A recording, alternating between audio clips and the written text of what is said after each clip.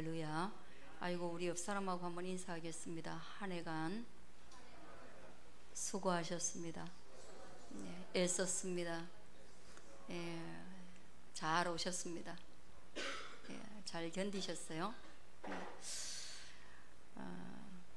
우리 젊은 친구들이야 늘 사는 게 그 무게감이 어떤지 모르겠는데, 어른들은 한 해 한 해를 넘어간다는 것이 예사로운 일이 아닙니다.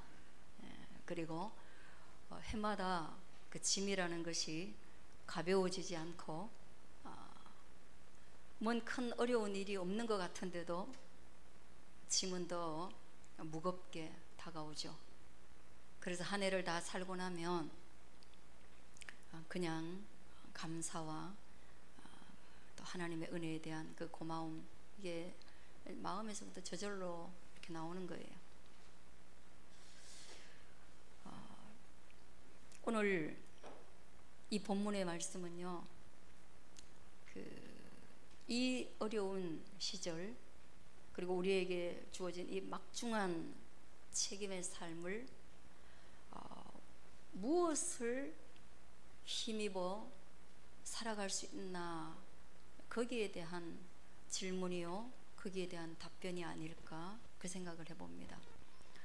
세상적인 언어로 치면요, 너의 삶의 원동력이 뭐냐, 그렇게 질문할 수 있는 거예요. 우리 삶의 원동력이 뭡니까? 우리의 삶의 오리지널 동력이 뭡니까? 그거는 우리의 뿌리가 되는 부모님 계시고, 또 우리의 또 후손이 되는 자녀들이 있어서 그 내가 삶을 조심하고 내가 삶을 포기할 수 없는 이유가 된다, 그렇게 말할 수 있을 거예요. 그러나 오늘 본문에서 사도 바울은 그걸 원동력으로 말하지 않아요. 그래서 성경은 삶의 동력보다는 너가 사람들의 삶의 동력과 다르게 다른 이유 때문에 살아가는, 그거 뭐냐? 이걸 바로 터닝 포인트라 그래요. 내가 새로운 삶의 이유를 발견한 시점, 그걸 얘기하는 거죠. 바울은요, 복음이 자기를 새롭게 했다, 그렇게 말합니다.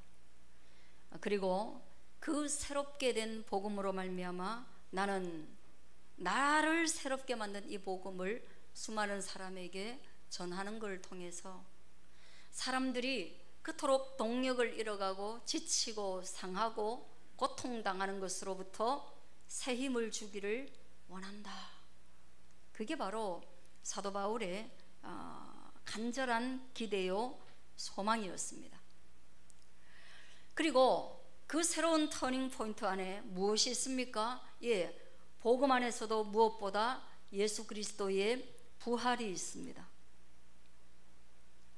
4절에 보면 예수님은 십자가에 죽으시고 장사되셨는데 성경대로 이미 예언된 대로,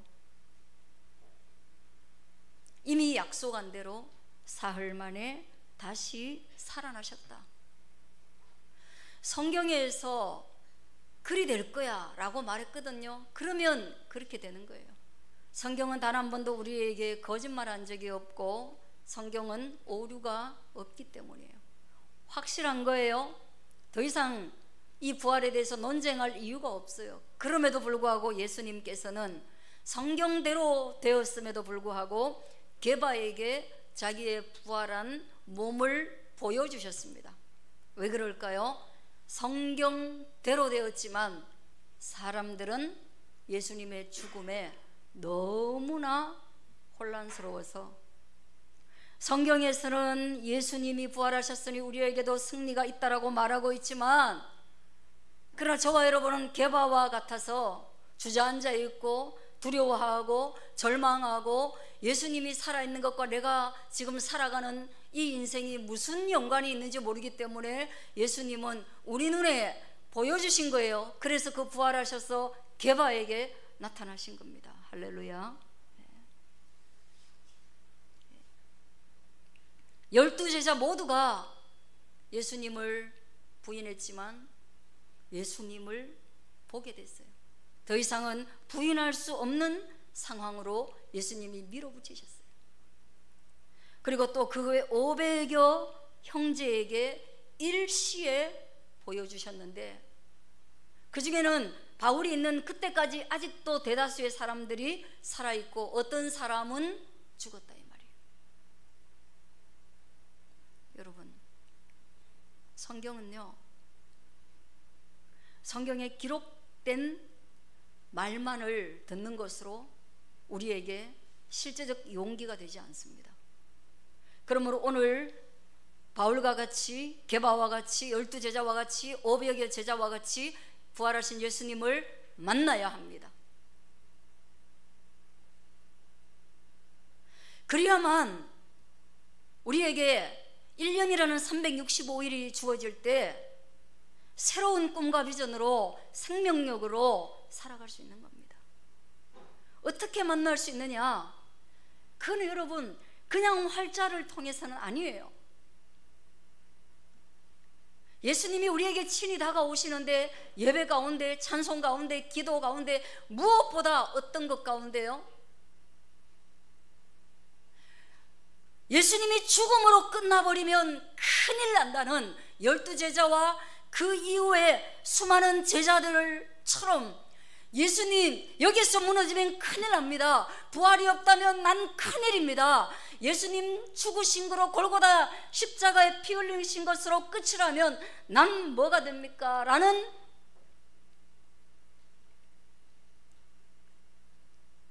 그 말할 수 없는 그리스도 예수를 향한 절박함이 예수님과 대면하게 만든 것입니다. 할렐루야. 예. 여러분 한번 예수님 앞에서 절박해지는 인생이 되어 보기를 축복합니다. 예. 몇십차 놓치면 큰일 나는데, 이 기회를 놓쳐버리면 큰일 나는데, 여기서 넘어져 버리면 일어설 수 없는데, 큰일인데 이 제자들만큼 절박할까요? 절박해야죠. 큰일이라면 절박해야 됩니다. 아, 성경에 기록되어 있는데 사흘 만에 부활한다는데, 그건 마른 뼈와 같이 활자로 죽어 있는데, 내가 수십 년 예수님을 믿고 교회를 다녔지만 그렇게 뜨겁게 한번 예수님을 만난 적이 없는데, 그럼 어떡하나? 절실히 주님을 찾고 구하고 두드릴 때 그분이 우리에게도 나타나는 것이에요. 그 만남이 있기를 바란다는 겁니다. 그리고 난 뒤에 보니까 바울도 예수님을 봤대요. 근데 자기 자신을 어떻게 표현하느냐면, 맨 나중에 만삭되지 못하여 난 자 같은 내게도 보이셨다.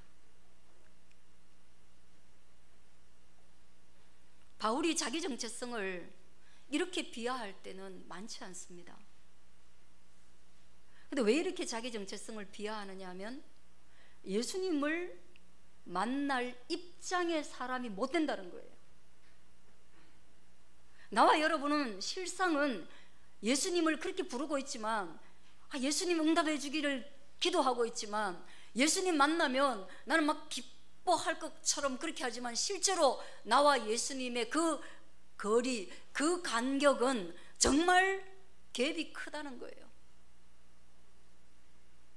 만나달라고 막 말하기에도 어려운 처지라는 거예요. 죄로 가득해 있고, 실패로 가득하고, 무지로 가득하고, 실수로 가득하고, 더 나아가서 죄로 오염되어 있는 나, 그러므로 만삭이 되지 못하여 태어난 것 같은, 내일 죽을지 모레 죽을지 모르는 그 쓸모없는 나에게도 예수님은 나타나셨다. 예수님은 바로 그런 분이시다. 내가 믿고 있는 그 예수님은 나라는 존재의 연약함과 작음 가운데도 여전히 절실히 기대하고 믿고 기다리면 그분은 내게도 오시는 분이다. 여러분, 만삭이 못되어 내일 죽을 수 있는 상황 가운데 처해져 있는 우리 자신에게도 주님은 오시는 거예요. 그걸 믿을 수 있길 바라요. 그래서 예수님 불러야 됩니다. 예수님 크니까 나는 아예 안 불러. 지나쳐야지. 예수님 만나는 건 난 부담스러워. 예수님이 나 뭐 시킬까 봐 부담스러워. 내 예수님 만났는데 혹시 아이고 내 팔 우리가 돕다가 나보고 직접 가라 그러면 어떡하지? 그런 염려하지 마세요. 만나면 터닝 포인트가 되고, 만나면 삶의 원동력으로 작용하게 되고, 만나면 그리스도 예수의 생명으로 풍성하게 돼서 여러분 정말 지치고 고단한 우리의 삶의 반석에서 솟아나는 생수를 경험하게 되는 것입니다.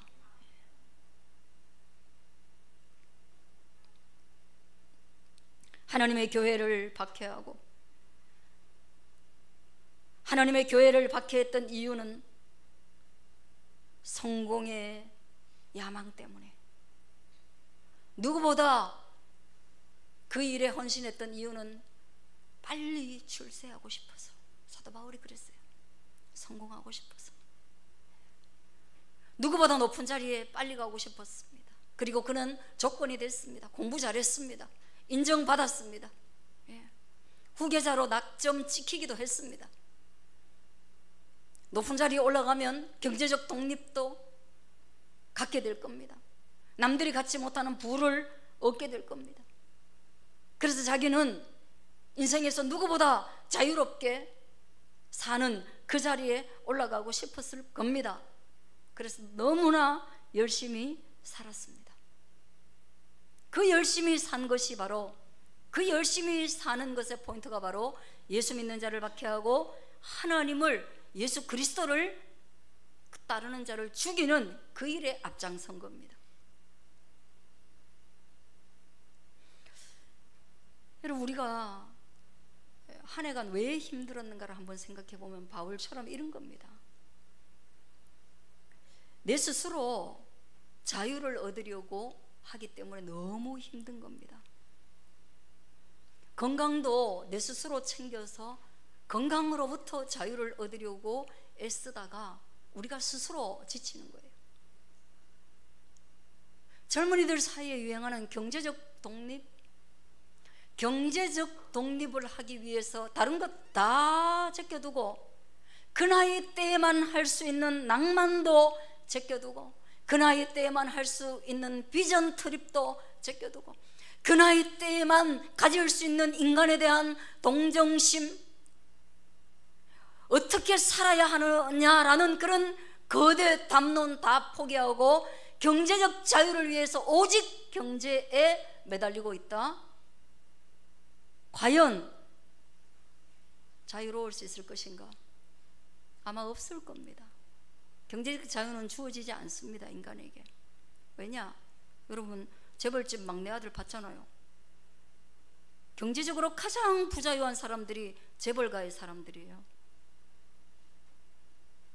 지금도 똑같습니다.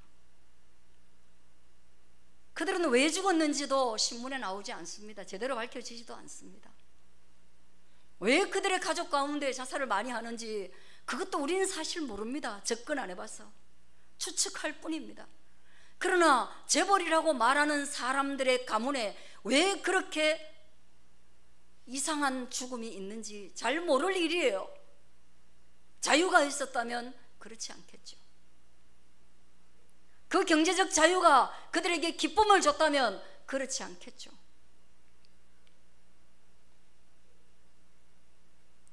여러분, 우리 다시 한번 우리의 삶의 방향성을 새롭게 가질 수 있게 되어지길 바랍니다.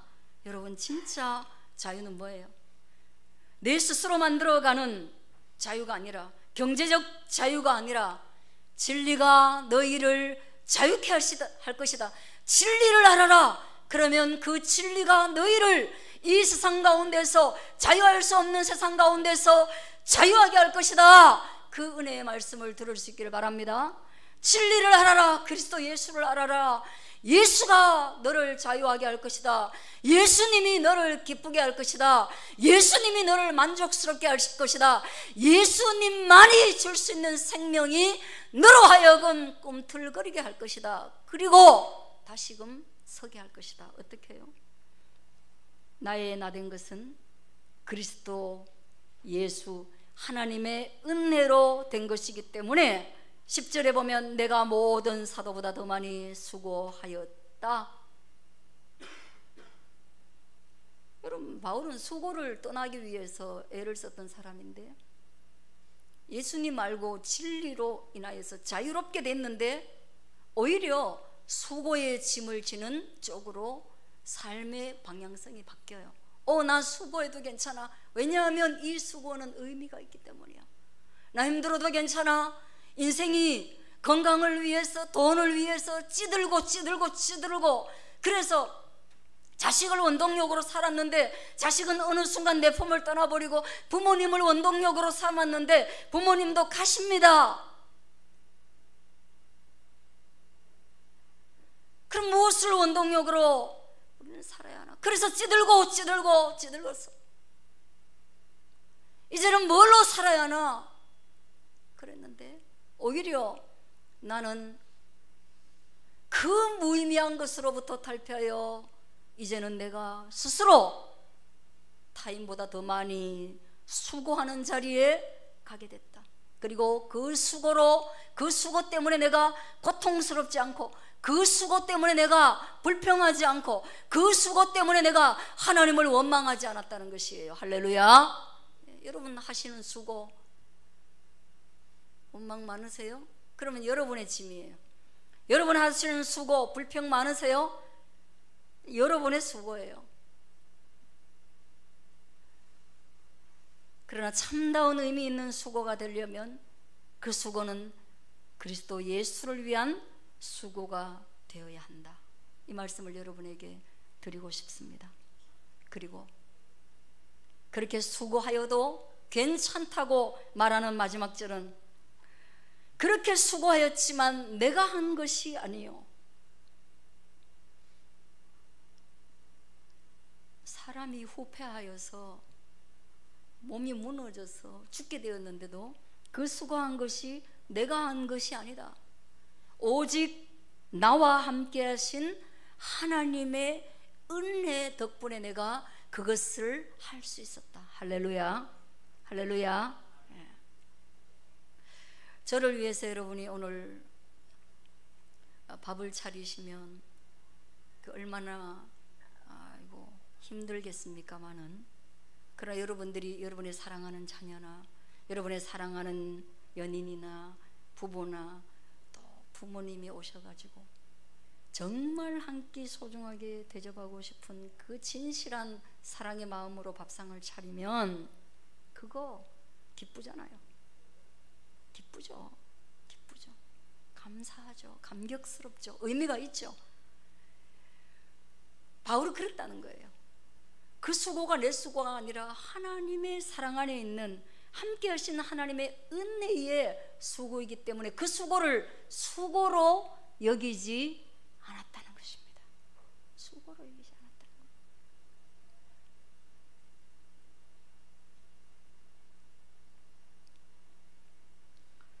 여러분, 이것이 우리의 성공입니다. 여러분, 이것이 우리의 삶의 방향입니다. 한 해간 우리가 정리할 것은 제대로 된 방향으로 갔는지, 그 다음 이제 방향을 수정하는 한 시간이 되어지기를 바랍니다. 내가 수고하였으나 나의 수고인지 하나님 은혜에 근거한 수고인지 한번 점검하고, 그리고 다시금 내가 진리 안에서 자유하며 내 삶의 원동력이 부활하신 그리스도 예수의 생명력이 되시기를 축복합니다. 우리 같이 한번 일부 한번 기도를 드림으로 마치겠습니다.